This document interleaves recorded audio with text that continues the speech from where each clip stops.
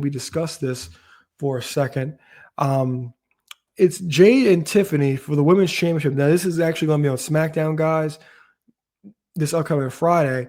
And I talked about this a few weeks ago when we were talking about I believe it was Chris Jericho possibly coming back to WWE. We talked about that. And I talked about how Triple H, he doesn't overexpose you, but I think he underexposes. And I think this is a prime example of the underexposing. I really do. Because these two women are stars in the making. And I think that they need to be on TV more, especially Tiffany, because I'll get to my next point about Tiffany in a little bit, but this feud has pretty much been backstage segments since SummerSlam. And that's not how we need to be leading to a match. Now, I do love how Triple H does book things and try to make SmackDown and Raw actually mean more by having the payoff on these shows and not just on pay-per-view. So I like that aspect to make it more special. But I think these two and their story have been underexposed, because how many times can Jade actually come out and continuously say that, I had you. She can't keep doing that. And that's pretty much a lot of the substance that we're getting. And that's what's leading to this. It's all pretty much backstage segments. Now, also when it comes to this, Tiffany Stratton, phenomenal athlete, phenomenal in every category, legit, every category. Lord have mercy. Yes. But I think her title reign has been lackluster. I really do. I think that there's a lot left on the table. I think she's underexposed.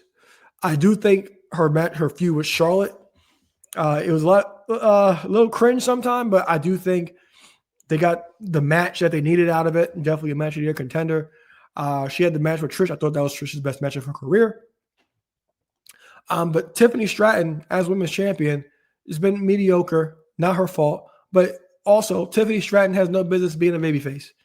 Zero at all. I don't think so. I don't think so. I don't see it. Her run in NXT was fantastic, phenomenal. But I just don't get why at this moment that she is a babyface still at this point. Now, she's pretty much been unbeatable all year as champion, but also at the same time, I think she's underexposed. I don't think she needs to be babyface, and I don't think she's had a lot to grasp onto other than that Charlotte feud, because this Jade feud, Jade won Queen in the Ring, and then going into the match at SummerSlam, I thought it was mediocre, and now I still think this is mediocre going forward. Now, my prediction, I think this might be where you put the belt on Jade, because it's like, okay, what do you do with Tiffany from here? Because we still have to remember we're going to get Bianca back soon, and also at the same time we have assumably that Bianca and Jade will be the WrestleMania match, because earlier this year when Evolution got announced, I made the prediction that Jade versus Bianca would be the Evolution main event, but it wasn't. Bianca got hurt. We don't know the original plans. It ended up being Naomi and Jade. So we'll have to see. But I think that Jade will end up beating Tiffany on SmackDown this Friday to become the new women's champion.